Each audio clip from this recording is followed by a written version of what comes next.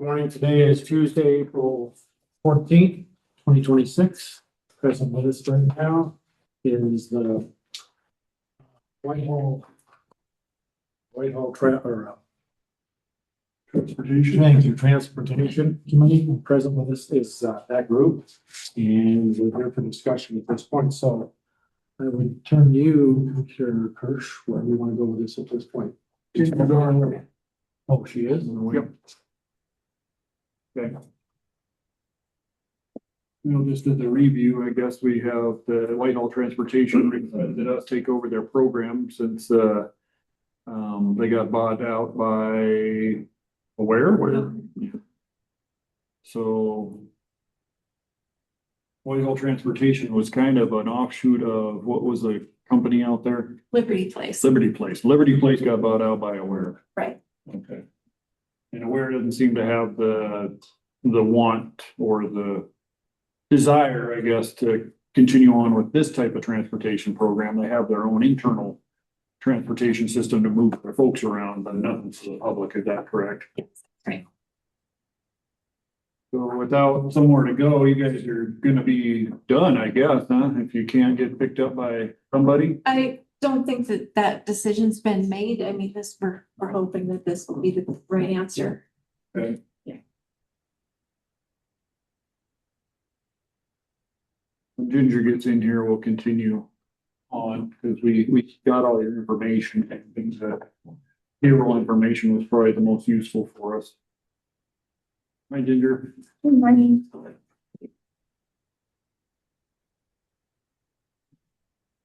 So, yeah, the payroll was probably, I don't know, probably the most,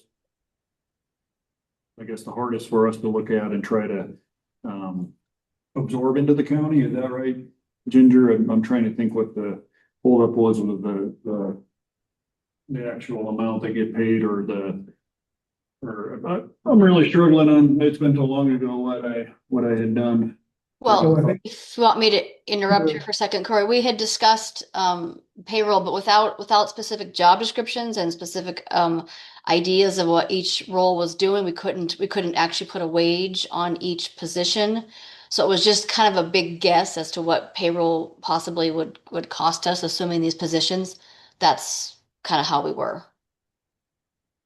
Okay, yeah, that sounds right. And until that's all figured out, because you're looking at benefits, you're looking at retirement, you're looking at everything that goes with that work comp, health insurance. Yeah, it's not just the wage, that's kind of just where it starts at, and we have to, at the county, and Kelly can speak more to this, but we have to fit into, where everybody else in the state is at, based on our population and our taxable value and all that, and then on top of that, we have to be part of the public employee retirement system, work comp, and the highest rate of work comp is for people that are driving. Aside from sheriff's deputies and unemployment, all that, all those little things, and then just plus the administration of all. And then I think it also has to fit into our pay matrix, which is different than all of the stuff that you sent us. And I understand what your folks are making now, but that doesn't fit into our pay matrix. I can send you job descriptions for all of us. I think that would help. And yeah, for the driver and dispatcher and then myself. And I think another concern we have is that your grant base. So if we took this on and the grant fizzled out at some point, we'd have a handful of employees that we'd have to let go. And I'm not sure what our process is for that. If we can hire them in the understanding that if the grant funding goes away, that you will no longer have a job. I don't know if we've ever had to deal with that, Kelly, or that we've had. We have hired people on grants before with the clear understanding that if this grant money, runs out, you're out of a position unless the county, you guys choose to absorb that position. But it's made very clear that if this grant money runs out, you may not have a job. We have several on that right now. And I think Ginger and I's best, how many employees did you guys have? Was it 9? 6. 6, okay. So I think Ginger and I's best guess, and again, if I'm wrong, Ginger, holler, at the lowest, our minimum hiring rate is 1998. So if you add, and these are full-time, I understand you guys aren't all full-time, but that was how we figured it out. I think we were looking at about $300,000 to assume you guys, the 6 of you, with all the benefits at the lowest rate. That include payroll taxes and everything else going. It did, but again, that was all full-time, so it could be less than that. So that was Ginger and I's best guess, was about 300,000. So there's about 30% added on to, and 30% of an hourly wage added on to include taxes. So Just taxes? benefits, yeah. Okay, everything. Yeah, As far as the grant goes, it comes from ultimately FTA. That divvies the monies up to the various states, and which is Montana Department of Transportation out of Helena. They're the ones, it's not technically a grant that we have to apply for every year. I do have to put in an application, but the process is in December, they will send me allocation amounts of what we get to work with in the next year. And then we make our budget fit, is how that works. Okay. How much is that amount? This last year was 125,000, no, It was pretty close to that. yeah, but we also get TransAid. TransAid is another pocket of money that we get from the state based on the people that we drive are elderly and disabled persons. And I believe that was like another 45,000 for this year. And they always go off of 2 years ago, because one of the things we have to do is record our the amount of drives we do, the trips we do, the whether it's an elderly person, a general population, disabled person. And then from 2 years ago, that's how we get what we're gonna get for our TransAid monies. So that's how they figure out what that amount's gonna be. Correct. Well, I think there's a question that also needs to be answered with all of this, is that right now, these monies, if we call them grant monies, just for sake of description, are going to a nonprofit. Correct. If we as a local governmental entity take this over, do we fall outside of the 4 corners of what the grant is able to be, the organization that the grant can go to? I don't know the answer to that question. I suspect it probably can be switched over. That would be my gut, but that needs to be. Maybe not. That's a good question. It does to get switched over because We have other. there are several transit agencies out there that operate within their commissioner group and county people. They're Where are those from?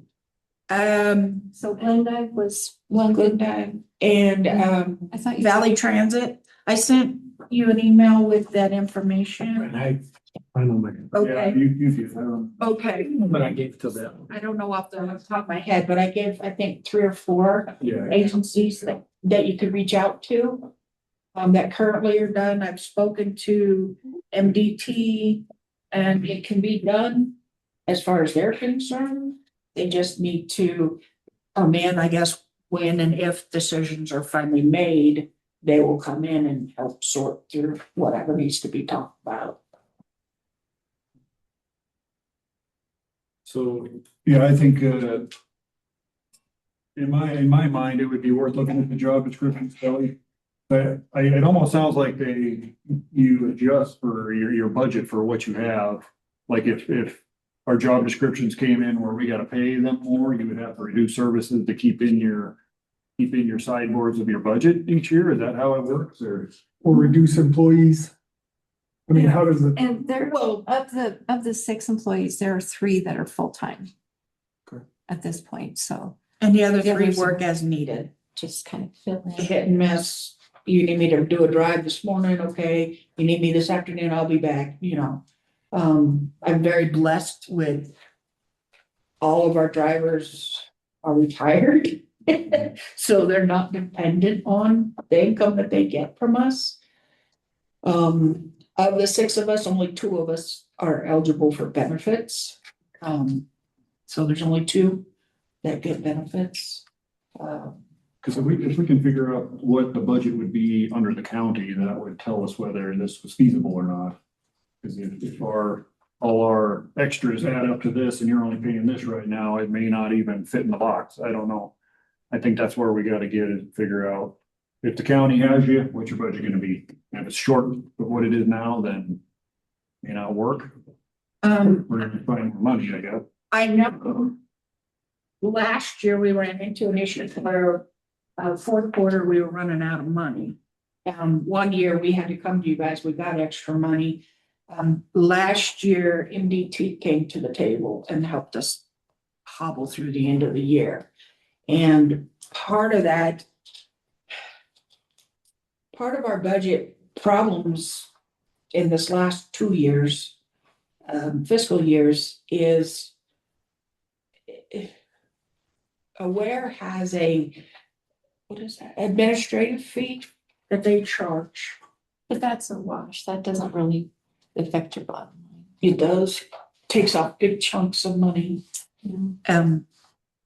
Anyway, Is that to administer the grants or No. the program or? it's just to administer us as a group of people, a line of service, I guess, is what they would call us. So the administrative fees are basically for all of the administrative support that has to go. So people running payroll, the AP program.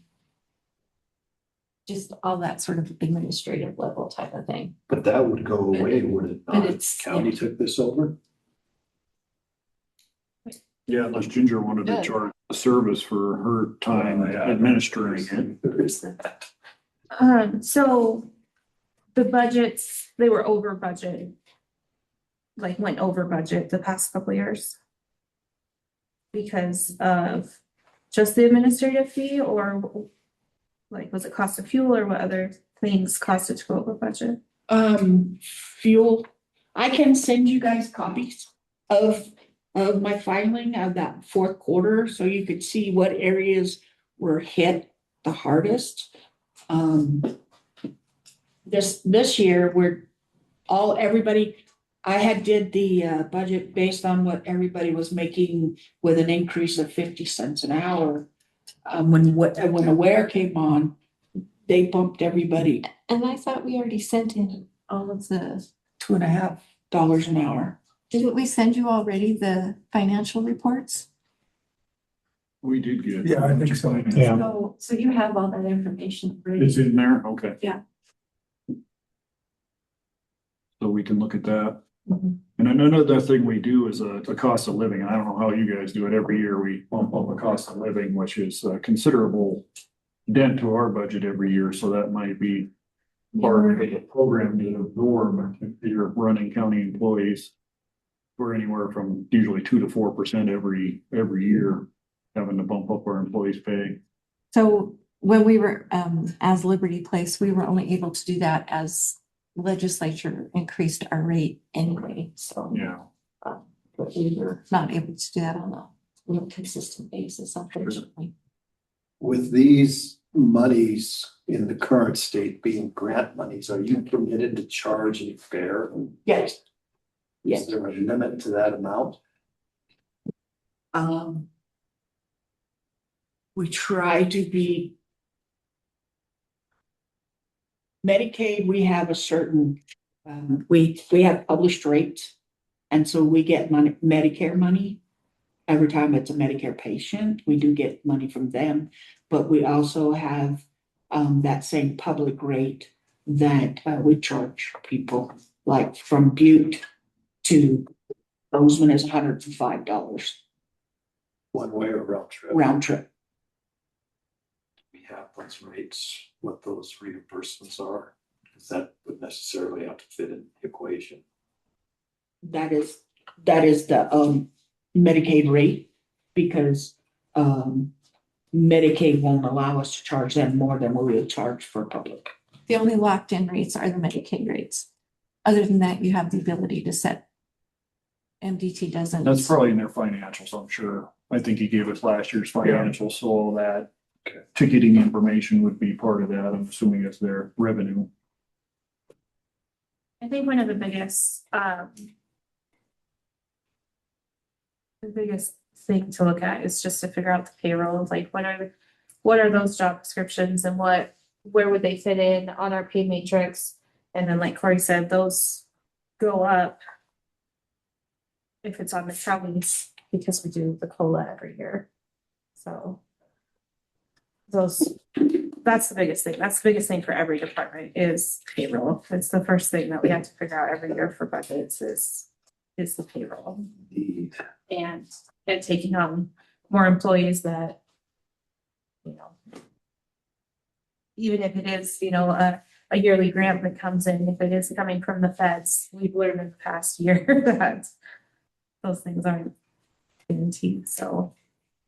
Is there more money available to you guys with the program that you run if you were strictly a nonprofit, not tied to a where or the county? No. It doesn't matter. Have you been looking for an alternate besides the county? I mean, have you talked to the city of Whitehall or the town of Whitehall or anybody else that might be able to prop you up, or We have not. not gone anywhere else? Okay. We approached the county because the county's been very supportive of the program. And, you know, it's like the county, sort of a countywide thing, you know, since we started to increase rides up here and that sort of things. And knowing that other counties have been able to have the program. Sure. I don't know of any rural municipal transit programs. I haven't heard of any of those. Although some counties do a tax, like a levy. Like a levy, yeah, yeah. Help pay for that. Yeah, okay. That and I might be couldn't a tell you which ones. possibility I too. just- If people wanted to vote on a transportation levy of some sort to help pay for that type of program. Butte does, Missoula does. Yeah, It doesn't cost anything to ride their buses. so, okay, it's all levy funded then. Nice. Don't look to Missoula because they're not considered a rural transit program. They're considered an urban transit. Yeah. Plus it's Missoula. Yeah. Hold it animal. There's that. The other thing that comes to mind too is, and we talked about this, is the liability. That's a huge thing. If, you know, a bus gets, you know, in a wreck or something, that's a huge liability that the county has to take on. So that's another. We're already there. They're Huh? on our insurance. They're already on our insurance, so I Are think they? that's a liability that we're already. Okay. And I already. think the the vehicles vehicles are not considered, they're not, they don't require a CDL licensure. They're not heavy gross vehicle weights. They're less than 15 passengers, so they don't trigger that federal motor carrier stuff that, you know, some of the bigger. Yeah. So no random UAs are required. No, none of that. We do have those. Yeah. We are we're required FTA, random. We're in a consortium with KimNet. Yeah, that's where we are as well. So we have to add those to our list of randoms that I handle. So I think next steps would be to look at your job descriptions and see where your positions would fall in our pay scale and see, because if they're just gonna be even 10 or 15% more what you're paying now, that's gonna hit your budget hard for changing from what you are now to a county employee. Are you dictated by the amount of money you can pay us? Or you have minimum payment? Does that make sense? Yeah, we have to fit your job description into our scale. So as a county employee, you gotta fit in that scale. This is what you do, this is what you get paid. Oh. So you're not, set back by that, I guess. You don't have to do that to some point besides minimum wage, I guess. I don't know. We're not permitted, Teresa, to say if our minimum wage scale is $19.11 an hour, we're gonna say, we'll hire you, but we're gonna make an exception and only pay you 10. We just don't have that ability. I was just gonna say, our drivers, all make $17.51 an hour currently, and they all just got a raise at the beginning of July. My See, dispatchers, those drivers would probably automatically go up to the 1998, which is our minimum starting salary for the county. But I have to see, like I said, what the job descriptions are and and they could be tweaked, the job descriptions. I mean, they're not like set in stone.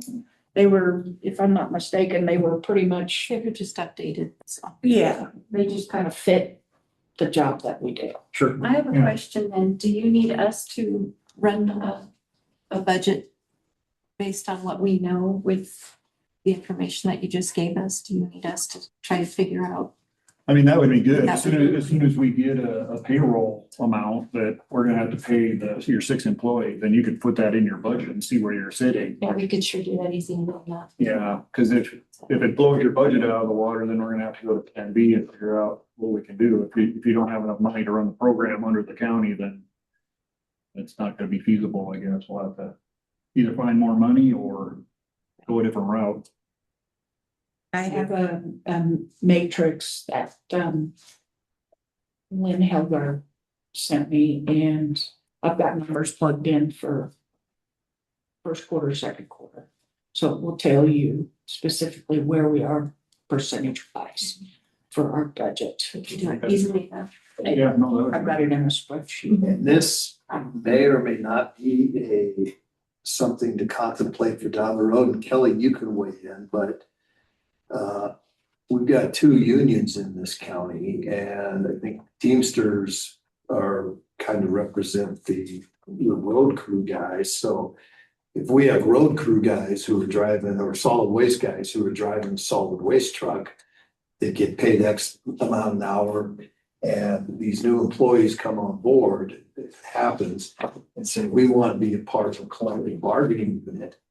Are we then, the potential then exists, and we're obligated to bump them up to maybe what the other drivers are making, and that's a variable that's unknown at this point in time. I would say no. Just knowing my people, they're not gonna wanna join a union unless we have to. Problem is it's not just a matter of joining the union, it's if they can be considered a part of a collective bargaining unit, which is to me, it's a BS distinction. And I think in light of the Supreme Court's decision a few years ago, that I think the unions are pushing this, but the problem is that We don't have a choice. we don't have the resources to fight up to the Supreme Court as much as I would love to. So they might get balled in with the union that we already have. Whether you want They it don't or even have a choice, and our union has to pay dues, and and a lot of the union members, they get sucked into that, don't want to even pay dues. They don't have anything to do with the union, but they are stuck in there. So that's another consideration. And I don't know how we figure that out, Kelly, if these guys would be separate from that union or. I mean, if they are county employees and either Teamsters or MEA, MFT approaches them and says, hey, we have a union, do you want to join? And they say, yeah, then they're in. There's nothing we can do about that. If they can say they're out, I mean, that's a. So you can say they're out and still be in? I think the question is whether it's required. I think that's what the question is. Right, if they're required to join the union. They're not required to join. No, under that Janus decision several years ago, they're not required to join. And here's where it gets legally. They're not required to join, and they're not required to pay dues, but they still get represented by the union, which means they still get the overtime, they still get the comp time, they still get the wages that the union members do. It's a very weird thing going on right Teamster, now. they still pay their 40 cents an hour for the pension fund. Yes, So yeah, there's that. that's an issue. So the payroll is the biggest issue, like it is for every department that we have, is all of those things. It's not simple. When we get back, I will send out the job descriptions to everybody, what we currently have and use. As well as the spreadsheet of expenses of where we're at. For I haven't gotten third quarter numbers yet, so I don't know if we're involved into that yet. Is the MDOT grant, is that variable? Is it depend on circumstances, or is it just you get what you get because of population or something, or? So the basic part of the grant, so there's two grants that come through MDT. The basic part isn't really all that variable, although that's where they're gonna, really base your number off of the previous things. And then the TransAid grant, which is the one that looks at the number of seniors and folks with disabilities that you're transporting. Okay. And that number can be varied depending on, the state gets so much, they have to look at that for all lead agencies that they have. So that could be a little bit Different depending on what you're hauling Right. every Yeah. year, I guess. And just to remind you too, that the MDT grants, the base grant, the 5311 program is a match program. The county has been helping us with that match. But that TransAid grant that I mentioned can be used against the 5311 grant. So that does count towards. Towards the match as well. Match. Okay, good. So when you Alright, do, when you do your budget predictions, just use the 1998. I'm pretty sure that's what most of the salaries are gonna end up being. I can't imagine anybody being anything a lot over that. So if you wouldn't mind using that figure, that would be very helpful. And just so that I know, for the sake when we're doing this, do you have a minimum number of hours an employee can work in a week? Because we do have, as Teresa mentioned, some people that work, maybe they work 4 or 5 hours this week and 10 hours next. No, Is there any- Okay. no. Do you have anybody that works over 30? Myself, dispatch, and one lead driver. Okay, so those three are gonna need, benefits are gonna need to be, our health, because they'll be entitled to our health insurance. We add the 30% for those people. So 30% includes health insurance, Medicare, Social Security, retirement. yeah, Impera, Work comp. what comp? That's over and above the 1998. Yes. Yep. That's fine.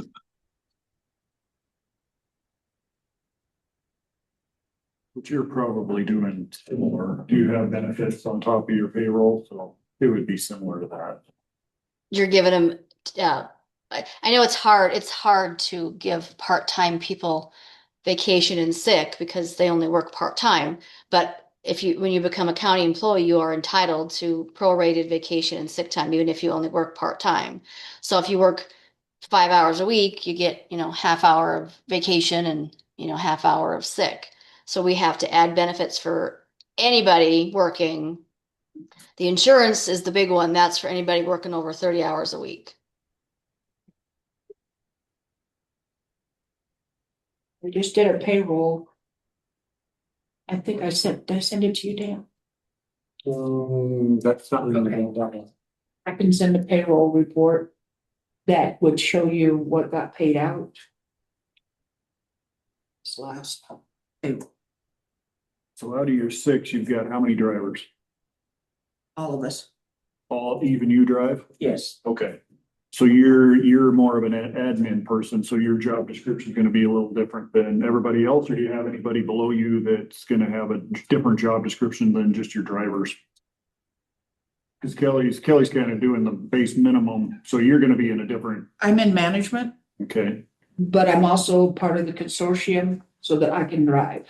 okay. Then we have dispatcher, who also drives, and then everybody else is drivers. Okay, so you got two people that are different than just strictly drivers. So that's probably what we're gonna have to figure out, Kelly, is what a job description looks like for the ones that don't just drive. Correct. The bare minimum. So those, And send me the current wage on everybody. I know I've seen it, but I was looking through my email, I can't find it. So the current wage everybody has right now with their job descriptions and how many hours of work, how many hours they work a week. And even if they, and something else would be helpful to know is of your employees right now, does anybody take health insurance? Myself and the dispatcher. Okay. So we have to offer it to everybody, but if everybody doesn't take it, obviously there's a saving. So it'd be nice to know who's actually using the health insurance right now for a budget. Everybody is retired with the exception of myself and my dispatcher. So they're all on Medicaid and all have retirements and what do they gotta work 32 hours to get the insurance, Kelly, to 30 or 32? 30, okay. 30. Okay, I guess we got their homework. Sorry for this having to just keep progressing like this. We'll hopefully get to a that's spot okay. where we just need to make it fit in the box. If we can make it fit in the box, then This is further than we were the last time we spoke. yeah, I'm glad you were here today. Yeah, thank you. Appreciate it. Thank you very much. Appreciate everybody's time and consideration. We'll get the info to you. Great. We'll get our homework done. Thanks for coming up. Thank you.